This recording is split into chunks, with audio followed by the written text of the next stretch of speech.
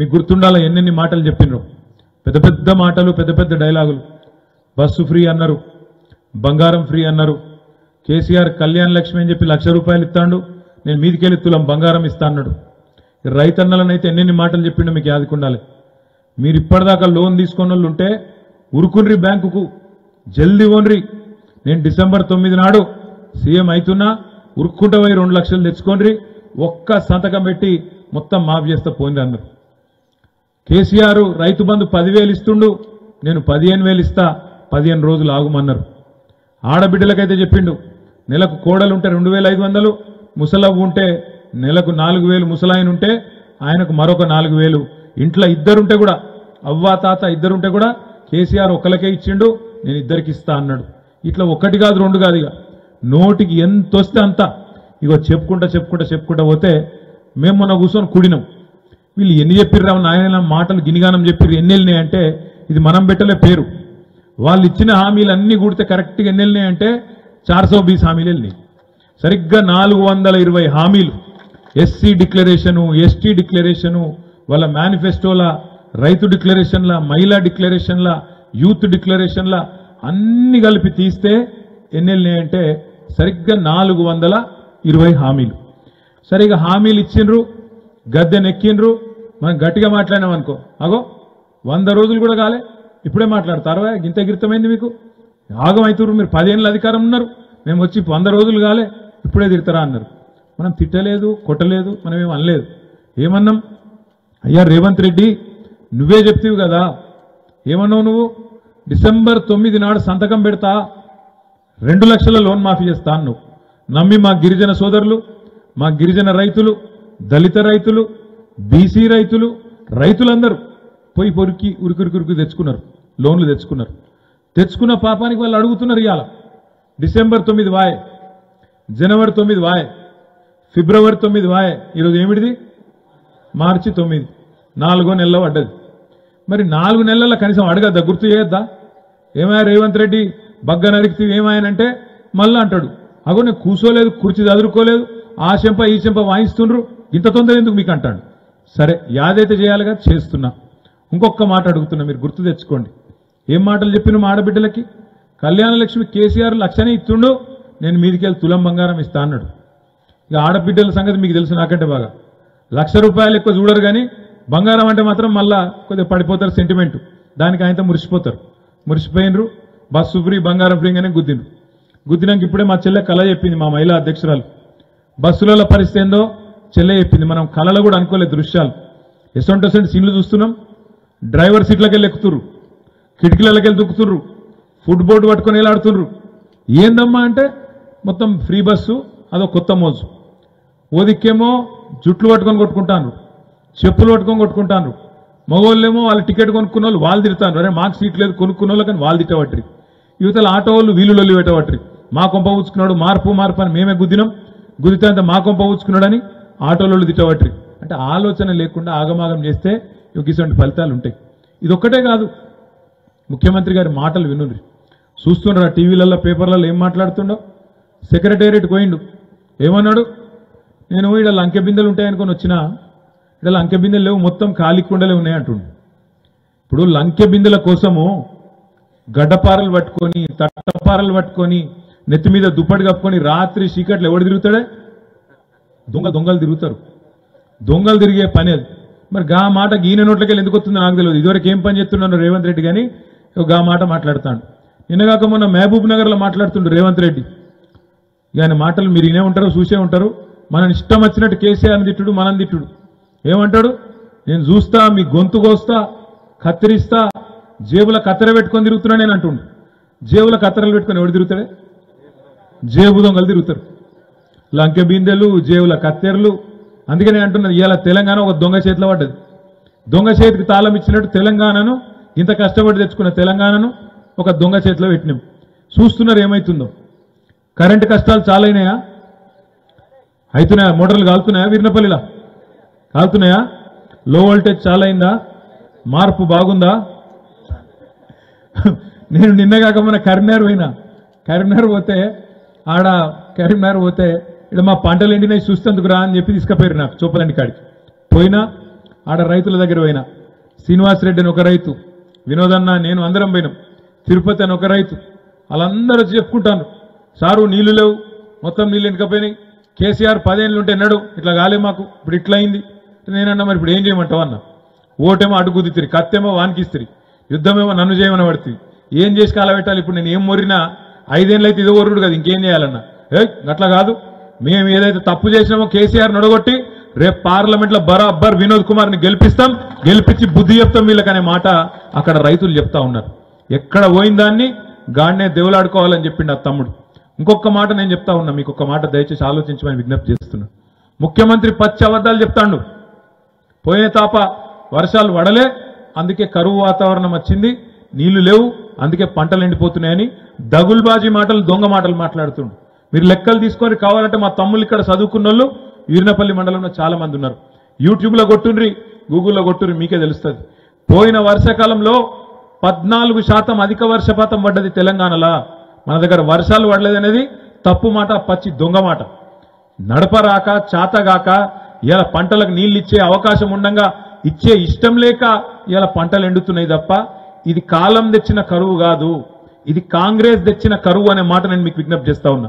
నేను ఉత్తగా చెప్తలేను ఈ మాట, ఏదో డైలాగ్ కోసం చెప్తలేను.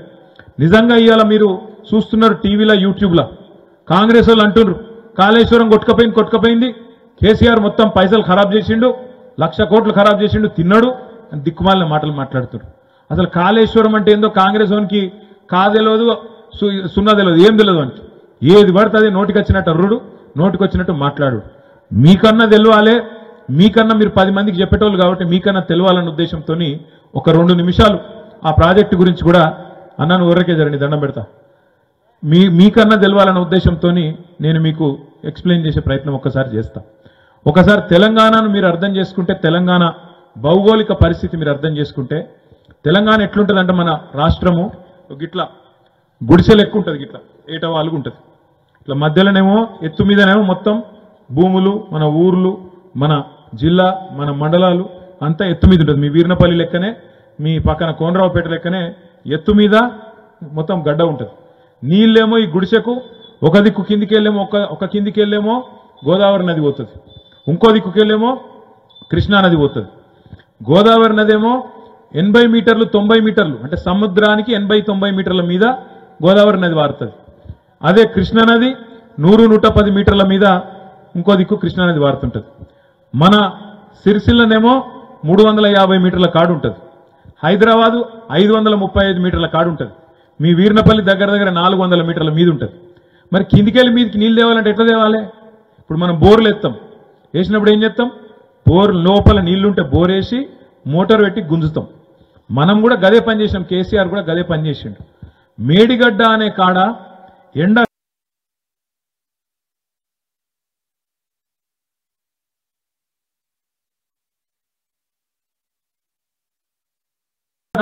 5,000 క్యూసెక్కుల నీళ్లు ఇవాళ కూడా ఈ రోజు ఈ నిమిషానికి కూడా కిందికి వేస్ట్గా పోతున్నాయి. అందుకే కేసీఆర్ గారు అక్కడ మేడిగడ్డ అనే బ్యారేజ్ కట్టిండు. కాళేశ్వరం అంటే ఒక్క బ్యారేజ్ కాదు, కాళేశ్వరంలో 3 బ్యారేజీలు ఉన్నాయి, మేడిగడ్డ, అన్నారం, సుందిల్ల. కాళేశ్వరంలో 15 రిజర్వాయర్లు ఉన్నాయి. ఇక మీకు ఇటుపక్కకు మలకపేట రిజర్వాయర్ కట్టినా మీరు చూసే ఉంటారు, కొంతమంది చూడొచ్చు, కొంతమంది చూడపోవచ్చు. పక్కనే కోనరావుపేట మండలంలో మన ఈర్నపల్లికి, మన ఎల్లారెడ్డిపేటకు కూడా నీళ్ళు ఇచ్చే రిజర్వాయర్ మలకపేట రిజర్వాయర్. ఆ మలకపేట రిజర్వాయర్ కూడా ఒక ఇస్సా, ఒక భాగం కాళేశ్వరం ప్రాజెక్టులో. అసొంటి రిజర్వాయర్లు 15 ఉన్నాయి. మిడ్మానేర్ ఉన్నది, అన్నపూర్ణ ఉన్నది, రంగనాయక్ సాగర్ ఉన్నది సిద్దిపేట పక్కకు, కొద్దిగా అవతలకి కొండపోచమ్మ సాగరు, ఇంకా కొద్దిగా పక్కకు పోతే మల్లన్న సాగరు, కిందికి పోతే గంధమల్ల, బస్వాపూరు, ఉస్నాబాద్ ముఖాన పోతే గౌరవెల్లి, ఇట్లా 15 రిజర్వాయర్లు కాళేశ్వరంలో ఒక భాగం. 3 బ్యారేజీలు, 15 రిజర్వాయర్లు, 21 పంప్ హౌజులు. మరి నీళ్లను గుంజాలి గింత పెద్ద ఎత్తున, ఇంత పెద్ద పెద్ద రిజర్వాయర్లు నింపాలంటే చెరువు కాదు, మొత్తం నదినే మలపాలి, నదినే లేపాలి. లేపాలంటే రోజుకు 2 టీఎంసీల నీళ్లు గుంజాలంటే పెద్ద పెద్ద మోటార్లు పెట్టాలి. 2 టీఎంసీలు అంటే ఎంతరికైనా? హైదరాబాద్ పోయినరా మీరందరూ ఎప్పుడన్నా? హుస్సేన్ సాగర్ చూసిర్రా? హుస్సేన్ సాగర్ మొత్తం కలిపితే 1 టీఎంసీ అంటే రోజుకు 2 హుస్సేన్ సాగర్ల నీళ్లు గుంజాలి. ఆ గుంజి మేడిగడ్డకి వెళ్ళి లేపాలి, లేపి అందులో అన్నారంలో పోయాలి, అన్నారంలోకి వెళ్ళి లేపి సుందిలలో పోయాలి, సుందిళ్ళకి వెళ్ళి ఎల్లంపల్లి పోయాలి, ఎల్లంపల్లికి వెళ్ళి మిడ్మానేర్లో పోయాలి, మిడ్మానేర్లకి వెళ్ళి సొరంగ మార్గం ద్వారా మల్కపేట, మల్కపేటకి వెళ్ళి కిందికి కాలువల ద్వారా ఎల్లారెడ్డిపేట మీదుగా కంచర్ల మీదుగా అటు కిందికి సింగసముద్రం, అది ఒక్క దిక్కు పోతుంది. ఇంకో పాయ అటు ఇల్లంతకుంట మీదకి వెళ్ళి అన్నపూర్ణ, అవతలికి సిద్దిపేట, ఆ మీదికి అటు పోతే కొండపోచమ్మ సాగర్ 618 మీటర్ల మీద, అంటే నెత్తి మీద తెలంగాణ నెత్తి మీద కుండ పెట్టినట్టు 618 మీటర్ల కాడ అక్కడ ఒక పెద్ద 15 టీఎంసీల రిజర్వాయర్, అటు పక్కకు మల్లన్న సాగరు 50 టీఎంసీల రిజర్వాయర్. మీరు పోయిన తాప అంతకుముందు తాప చూసిండ్రు మీరు. మన నర్మాల చెరువు ఏప్రిల్ నెలలో ఎండల్లో కూడా మత్తళ్ళు దుంకిన మాట వాస్తవమేనా కాదా? ఎట్లా దుంకింది? ఎట్లా దుంకిందంటే ఈ కాళేశ్వరంలో మేడిగడ్డ కాడ బటన్ ఒత్తితే ఒక్కొక్క స్టెప్ మేడిగడ్డకి వెళ్ళి అన్నారం, అన్నారంకి వెళ్ళి సుందిల్ల, సుందిల్లకి వెళ్ళి ఎల్లంపల్లి, ఎల్లంపల్లికి వెళ్ళి మిడ్మానేరు, మిడ్మానేరుకి వెళ్ళి అన్నపూర్ణ, అన్నపూర్ణకి వెళ్ళి మల్లన్న సాగరు, ఆడికెళ్ళి నీళ్ళు ఇడిచి పెడితే మన కుడెల్లి వాగులో వచ్చినాం. కుడెల్లి వాగులోకి వెళ్ళి నీళ్లు వాగెంబడబడి మొత్తం మనకు అప్పర్ మానేరుకు వస్తే నర్మాల చెరువు దుంకుతే, ఆ నర్మాల చెరువు గేట్లు ఎత్తితే కిందికి నీళ్ళు ఇడిచినాం. నీళ్ళు ఇడిచి మధ్యలో 11 చెక్ డ్యాంలు కట్టినాం. చెక్ డ్యాంలు కడితే ఏమైనాయి? ప్రతి చెక్ డ్యాం కాడ ఇవాళ బ్రహ్మాండంగా మీకు నీళ్లు నిలువ ఉన్నాయి.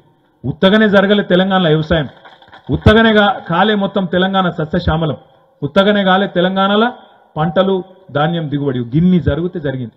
అరే ఇవాళ అంటారు ఒక కాంగ్రెస్ వాడు అంటాడు, అన్న మొత్తం కొట్టుకపోయింది అంటాడు. మొత్తం కొట్టుకోపోలేదురా నాయన, కాళేశ్వరం అనే దానిలో 100 భాగాలు ఉన్నాయి, 100 భాగాలు ఉన్నాయి. 100 భాగాలలో ఒక్క భాగం ఒక్క ముక్క మేడిగడ్డ. ఆ మేడిగడ్డ కూడా ఏంటంటే 1.6 కిలోమీటర్లు, అంటే 1600 మీటర్ల పొడవైన బ్యారేజ్. అంటే దగ్గర దగ్గర మీ వీరినపల్లి ఈ మూలకెళ్ళి ఆ మూల ఉంటుంది 1600 మీటర్లు, అంటే గంత పెద్ద బ్యారేజ్. ఆ 1600 మీటర్లల్లా 85 పిల్లర్లు ఉన్నాయి. 85 పిల్లర్లలో 2 పిల్లర్ల కాడ సమస్య వచ్చింది. దాన్ని పట్టుకొని మొత్తం కాళేశ్వరం కొట్టుకుపోయింది అంటాడు. జరిగింది ఏంటి అంటే 2 పిల్లర్ల సమస్య వచ్చింది. ఇప్పుడు నిజంగా బుద్ధున్న ముఖ్యమంత్రి అయితే ఏం చేయాలి? నేను ఉత్తగానే అంటలేను, ఇది కాలం తెచ్చిన కరువు కాదు, కాంగ్రెస్ వాడు తెచ్చిన కరువు అని ఎందుకంటున్నా అంటే, బుద్ధున్న ముఖ్యమంత్రి అయితే, రైతుల మీద ప్రేమున్న ముఖ్యమంత్రి అయితే ఏం చేయాలి? అధికారంలోకి వచ్చిన మర్నాడే ఈసారి వాతావరణ పరిస్థితి ఏంది, రైతుల బతికేంది అర్థం చేసుకోవాలి. అర్థం చేసుకుని ఏం చేయాలి? వెంటనే దానికి రిపేర్ చేయించాలి. నేను ఒక మాట మీకు చెప్తా, మీరు ఒక్కసారి మనసుకి ఎక్కించుకొని. నేను కరీంనగర్ పోయినప్పుడు నాతో ఒక రైతు అన్న శ్రీనివాస్ రెడ్డి అని, ఆయన అన్నాడు నాతో, అన్న కేసీఆర్ ఉంటే ఏం చేస్తున్నానో తెలియదు కానీ మాకు మాత్రం అమ్మతో నీళ్ళు ఇస్తుండే, ఈ పరిస్థితి కేసీఆర్ ఉంటే రాకపోతుండే అనే మాట అన్నాడు. ఇలా మొత్తం రాష్ట్రంలోని రైతుల మాట గదే, కేసీఆర్ ఉంటే ఏదో ఒకటి చేస్తుండే, నీళ్లు తెస్తుండే. నిజంగా కూడా కేసీఆర్ ఉంటే బరాబర్ నీళ్లు తెస్తుండే, మేడిగడ్డను రిపేర్ చేస్తుండే. ఎట్లా అంటారా? కేసీఆర్ డిసెంబర్ 3 నాడిగిన ముఖ్యమంత్రి అయితే అదే సాయంత్రం అదే రోజు మొత్తం కాంట్రాక్టర్లను బిన్ట్రాక్టర్లను ఎవడైతే పనిచేసేవాడు ఉంటాడో గుత్తేదారులను అందరిని పిలిపించి కూర్చోబెట్టి, నాకు మీరేం చేస్తారో తెలియదు, 2 నెలల మొత్తం మళ్ళా పకడ్బందీగా పొక్తా కావాలి, దానికోసం అవసరమైతే దేశంలో ఉండే 5000 టిప్పర్లు తీసుకురండి, 4000 ప్రొక్లైన్లు తీసుకురండి, మొత్తం ఆడ పని పెట్టుండ్రి, 2 నెలల నాకు కావాలి, మా రైతులకు నీళ్ళు ఇస్తా అని చెప్పి గల్లబట్టి పని చేపిస్తుండే, కూర్చోబెట్టి పని చేస్తుండే. ఒక గది, ఒక ముఖ్యమంత్రికి ఉండవలసిన కమిట్మెంట్ గది. అంతేగాని బట్టగాల్చి మీదేయాలి, నేను గద్దెనెక్కినకు కూడా ఇంకా ఇదివరకు ఉన్నోని తిట్టాలి, ఎంతసేపు ఇష్టం వచ్చినట్టు మాట్లాడాలి, అడ్డంపడు. ఇలా నిజంగా మేడిగడ్డ రిపేర్ అయిపోతే ఆ నీళ్లు లిఫ్ట్ చేస్తే ఇలా తెలంగాణలో గోదావరి పరివాహక ప్రాంతంలో ఈ 13-14 జిల్లాల్లో 1 ఎకరం కూడా ఎండే అవసరం ఉండదు, 1 ఎకరానికి కూడా ఇవాళ ఇబ్బంది ఉండే పరిస్థితి ఉండదు. ఇలా వర్షకాలం అయిపోయి నీళ్లు నిల్వ ఉంచుకునే పరిస్థితి ఉంటుండే.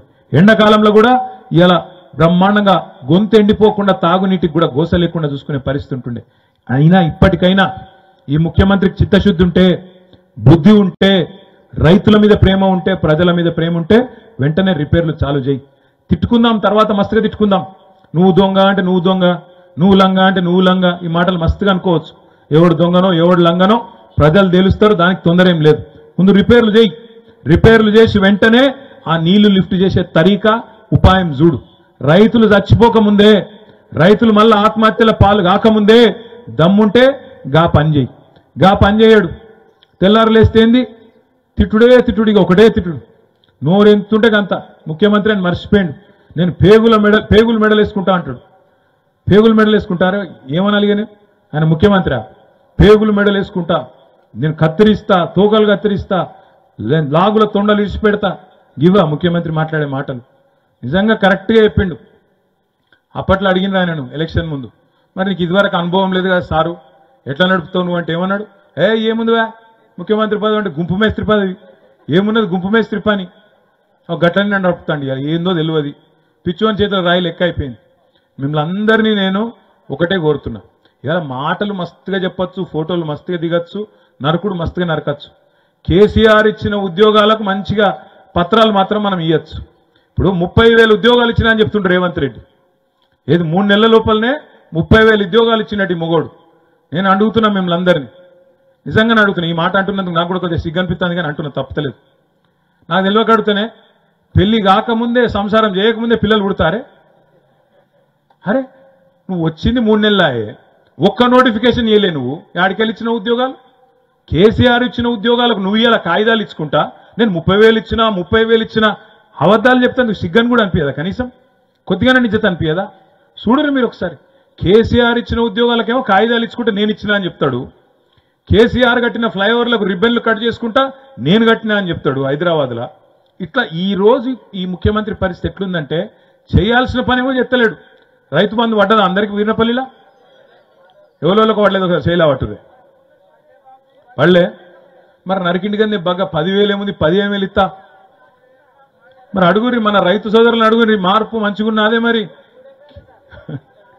కేసీఆర్ ఉన్నప్పుడేమో కడుపుల సల్లగా కదలకుండా, మీరు అటు ఇటు చూసకుండా, మీరు ఏ రోడ్ ఎక్కకుండా, ఏ బాధ పడకుండా, వారం రోజుల లోపల టింగు టింగు టింగు అనుకుంటా మంచిగా రైతు బంధు పడుతుండే. నీళ్లకు గోస లేకుండే, కరెంటుకు గోస లేకుండే, తిప్పలు లేకుండే, మంచిగా ఏ బాధ లేకుండా అన్ని వస్తుండే టైంకు.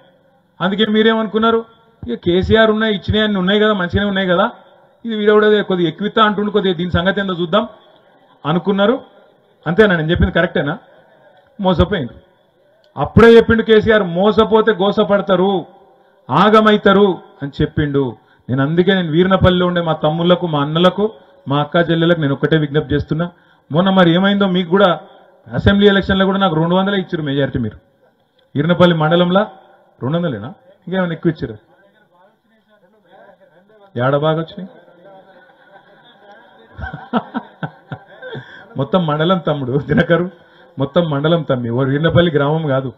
తమ్ముడు సర్పంచ్ కాబట్టి ఈ ఊరు, కాబట్టి ఈ ఊరు లెక్కనే చెప్తున్నా. నాకు అట్లా కాదు, మొత్తం మండలం చూస్తే మనకు వచ్చింది 200 మెజారిటీ. సరే 200 కూడా నాకు ఎక్కువనే, ఎందుకంటే నేను మొదటిసారి ఎమ్మెల్యే గెలిచిందే 170 కొడుతుంది. దానికంటే ఎక్కువనే వచ్చినాయి కానీ ఒకటే మండలంలో, దానికి బాధ లేదు. కానీ ఈసారి వినోద్ కుమార్ గారి ఎలక్షన్లో మాత్రం 200 మాత్రం సరిపోదు. ఈ బండి సంజయ్ అంటే ఆయనకు బుద్ధి చెప్పాలంటే మాత్రం 200 సరిపోదు. దయచేసి ఒక 4-5 వేల ఓట్ల మెజారిటీ వినోద్ కుమార్ గారికి ఇచ్చే విధంగా దయచేసి మీరు తీర్పు ఇవ్వాలని నేను కోరుతున్నాను. ఎందుకంటే 1-2 కాదు, గిన్ని హామీలు ఇచ్చిరు వాళ్ళు. చదువుకోరు దయచేసి. నేను చెప్పేది ఏది కూడా వాళ్ళు చెప్పిన మాట చెప్తున్నా తప్ప నేను నా మాట చెప్తలేను, నా కవిత్వం కాదు. మొత్తం కాంగ్రెస్ ఇచ్చిన హామీలు, గిరిజనులకు ఏం హామీ ఇచ్చిండ్రు, మహిళలకు ఏం హామీలు ఇచ్చిండ్రు, మొత్తం 420 హామీలు ఏమిచ్చిండ్రో కాంగ్రెస్ వాళ్ళు మరి కర్రు కాల్చి వాత పెట్టాలి. మనం నిజంగా కొంత బుగులు పెట్టకపోతే, భయపెట్టకపోతే కూడా వాడిగా ఇటనే మోసం చేసుకుంటూ పోతూనే ఉంటాడు. కాబట్టి కంపల్సరీ ఈసారి జిద్దు మీద మీరే వినోద్ కుమార్ అన్నట్టు, మీరే అభ్యర్థి అన్నట్టు మన వాళ్ళందరూ పనిచేయాలి. మొన్న కొద్దిగా డీలో పడ్డారు మీరు, మన అసెంబ్లీలో కొద్దిగా డీలో పడ్డారు. ఎందుకో ఇక మమ్మల్ని కొద్దిగా తగ్గుతూనే బాగుండు అనుకున్నట్టున్నారు, కొద్దిగా తగ్గించిర్రు. నా మెజారిటీ కూడా కొద్దిగా తగ్గించిర్రు, పర్వాలేదు. ఈసారన్నా ఆ కోపం అనేది పక్కకు పెట్టుర్రి. జర మన క్యాండిడేటు, మన పార్టీ గెలిపించుకోవాలి. కింద మీద ఎవడైనా సరే తనలాడాలి. మా రంగంపేటలో కూడా నా మీద కోపం వచ్చింది, ఎందుకంటే పట్టాలు ఇచ్చిండు అంతేనా. మా ప్రభాకర్ పక్కన అందరు నవ్వుతురు, హనుమాన్లను అందరు నవ్వుతురు. తెలుసు మాకు మీ కోపం మీద దొరికే. పట్టాలు ఇచ్చిండు, ఇంకా రైతు బంధు రాలే. ఏం సంగతి? 10 నంబర్ కలెక్టర్ గారితో నిన్న కూడా మాట్లాడినా, కోర్టు ఆర్డర్ వచ్చింది, చేస్తా సార్ అయిపోయిందని చెప్పారు. జర సంజాయించుకోండి. నేను మాట ఇచ్చి మోసం చేసిన కాదు, మీకు పట్టాలు ఇచ్చిన అంటే బరాబర్ ఆలోచించే ఇచ్చిన తప్ప వాడెవడో వచ్చి మీరు మోసం చేయగానే మీరు మోసపోయినరు, వాడు చెప్పింది నమ్మిరు, నాకు రంగంపేటలో మెజారిటీ ఇవ్వలేదు, మీరు అడిట్ చేసి అంతేనా. అయితే రవీంద్రరావు గారు ఏం చేస్తుండంటే, రేవంత్ రెడ్డి తప్పు కాదు, రేవంత్ రెడ్డి పాపం నిజాయితీగా చెప్పిండు, మోసపోయింది మాత్రం మనోళ్ళు ఏం చెప్తాను. నిజంగా రేవంత్ రెడ్డి ఒక మాట స్పష్టంగా చెప్పిండు. ఏం చెప్పిండు?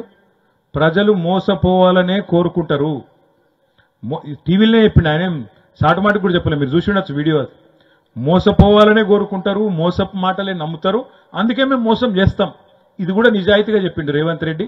ఆయన తప్పేం కాదు, తప్పు మనదే, తప్పు బరాబర్ మనదే. చెప్తారు కదా ఏదో పాత సామెత, గొర్రె ఎవరు నమ్ముతుంది, ఇక గంతేగిన అంతకంటే ఎక్కువ చెప్ప. అందుకే ఈసారి మాత్రం ఖచ్చితంగా మనం తప్పకుండా మన పార్టీని, మన అభ్యర్థిని గెలిపించుకుందాం. ఇక ఇంకొక పార్టీ ఉన్నది బీజేపీ. ఇక వాళ్ళు ఏం చేసిరా మీరు ఈ 5 ఏళ్లలో ఎంపీ గారు అని బండి సంజయ్ గారిని అడిగితే ఆయన మీకు ఒకటే చెప్తాడు, ఈరినపల్లికి వస్తే వచ్చిండా, ఎన్నడని వచ్చిండా, మొన్న మొదటిసారి వచ్చిండా. ఈరినపల్లికి ఎన్ని లక్షల కోట్ల రూపాయలు తెచ్చిండే, మోడీ ఆయన జేబులోనే ఉంటాడు కదా. ఎన్ని పైసలు ఇచ్చిండు వీరినపల్లికి, కేంద్ర ప్రభుత్వంకి వెళ్ళి ఎన్ని తెచ్చిండట. ఒక బడి కట్టిండ, గిట్లా ఒక గుడి కట్టిండ, పోనీ తెల్లారులెత్తే దేశం ధర్మం అంటాడు కదా, రాముడు మావోడే అంటాడు కదా, జై శ్రీరామ్ అంటాడు కదా. ఒక గుడి కట్టిండా, ఓ సేవాలాల్ గుడి కట్టిండా ఆయనన్నా. ఏం చేసిండు మరి బండి సంజయ్ ఈ 5 ఏళ్ళు? మీకు ఒకటే ఒక్కటి నేర్పించిండు, క్యాలెండర్ నేర్పించిండు. అన్నా ఇవాళ ఏం వారం అన్నా, ఇవాళ ఏం దేవుడు అన్నా, రేపేం వారం అన్నా, రేపేం దేవుడు అన్నా, ఎల్లుండేం వారం అన్నా, ఏం దేవుడు అన్నా. కాబట్టి దానికి ఎంపీ ఎందుకు మన క్యాలెండర్ కొనుక్కుంటే అయిపోయాయి. పంతులు నడితే ఆయన చెప్తాడు ఏం దేవుడు, ఏం క్యాలెండరు, ఏం వారం. మంగళవారం ఏ దేవుడు, బుధవారం ఏ దేవుడు, గురువారం సాయిబాబా, శుక్రవారం వెంకటేశ్వర స్వామి, హనుమంతుని ఏం దినమే, మంగళవారం హనుమంతు. ఇది మనకు గుడెరికే.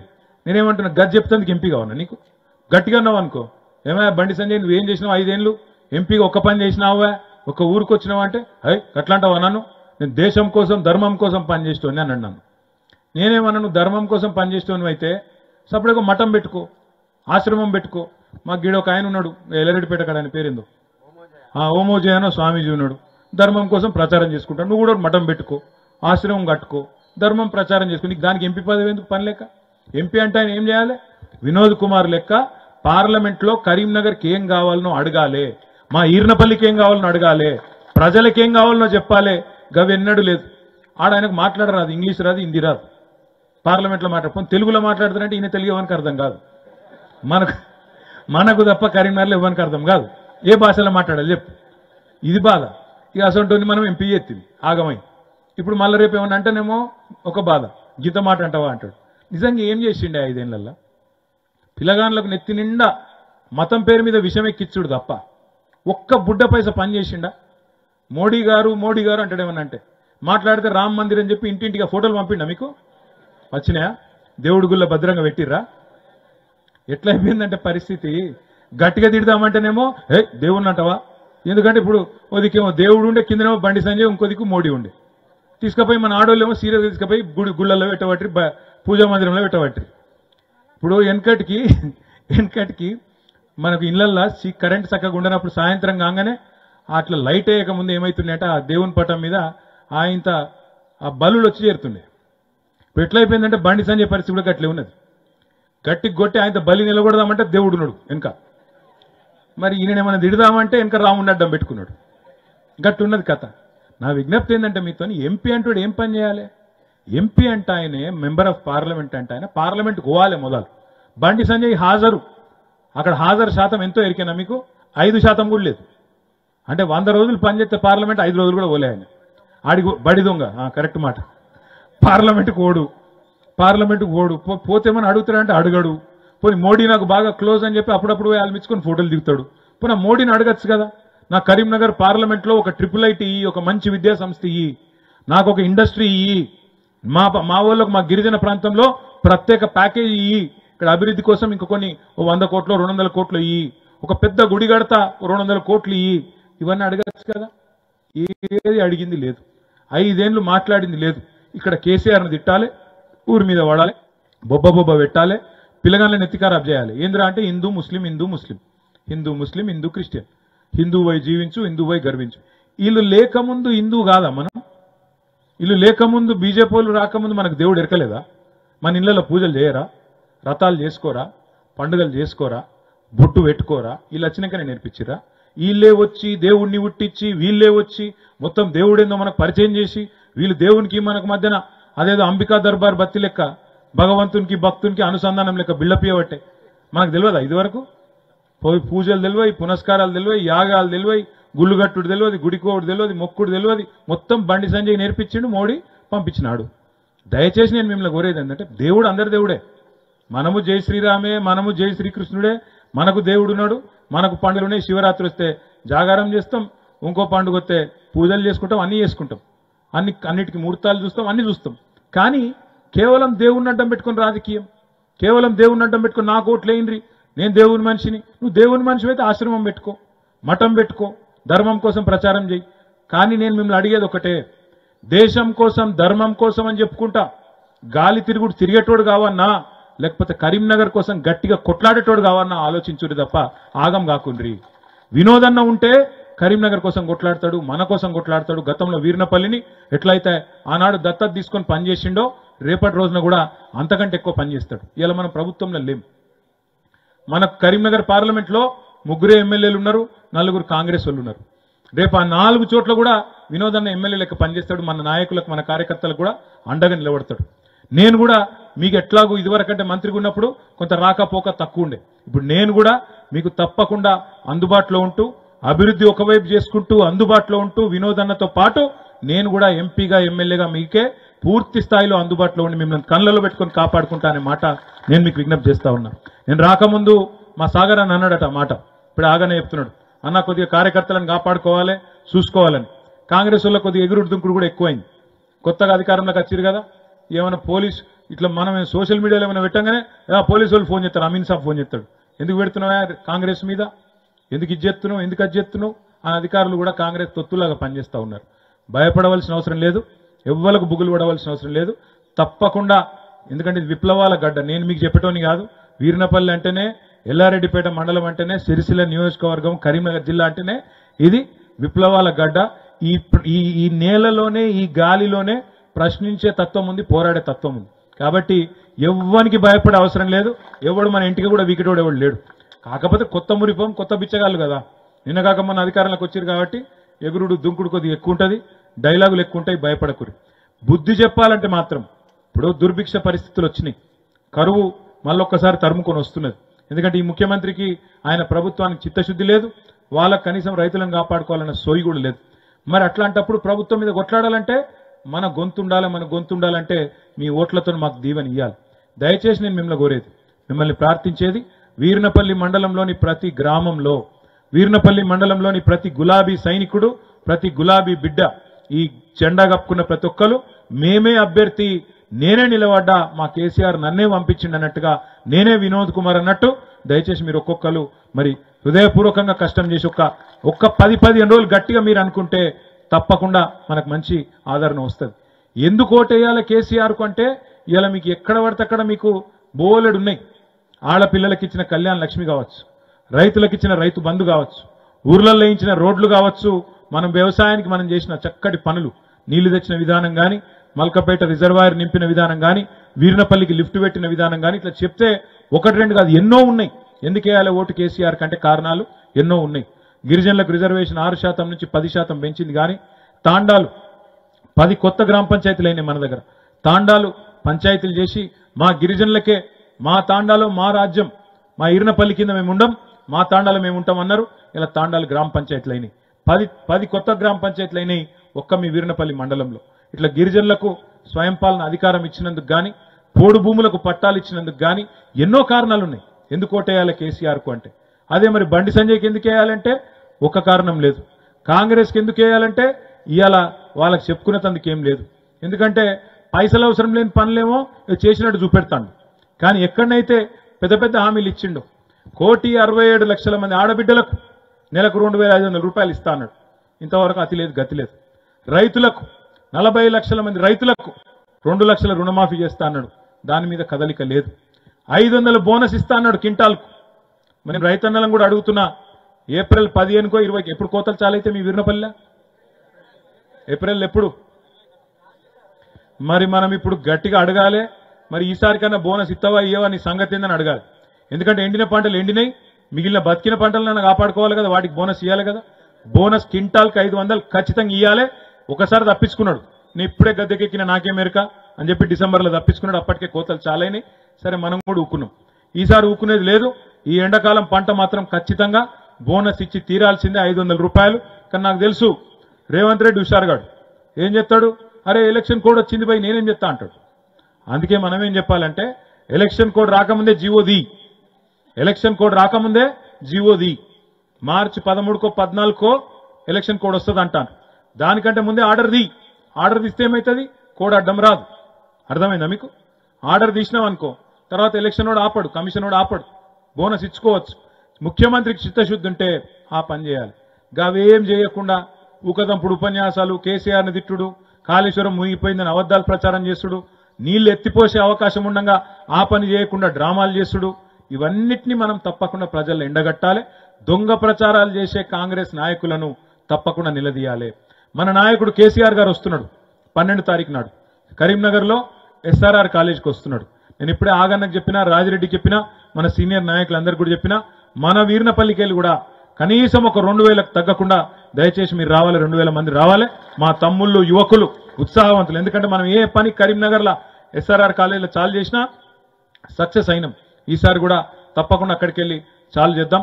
జాన్సన్ ఒకసారి ఇక్కడ అక్కడి నుంచి చాలు చేస్తున్నాం. మీరందరూ కూడా కరీంనగర్ కథన బేరిలో పాల్గొనాలని చెప్పి కూడా విజ్ఞప్తి చేస్తూ 12 తారీఖు నాడు మధ్యాహ్నం 3:30-4 గంటలకు మరి బ్రహ్మాండంగా ఈ సభ జరుగుతుంది. దానికి మీరందరూ కూడా వచ్చి విజయవంతం చేయాలని చెప్పి కూడా విజ్ఞప్తి చేస్తూ నేను మా తమ్ముడిని మీకు పరిచయం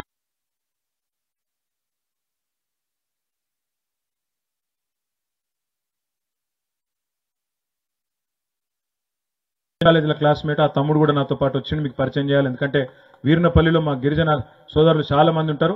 మీలో ఒకడు తమ్ముడిని కూడా ఒక్క నిమిషం మాట్లాడవలసిందిగా కోరుతూ, నువ్వు కాకపోతే తెలుగులో కాకుండా గోరుమాటలో మాట్లాడాలి. ఓకే, మళ్ళీ పేరు పేరున మీ అందరు కూడా నమస్కారాలు తెలియజేస్తూ జై తెలంగాణ.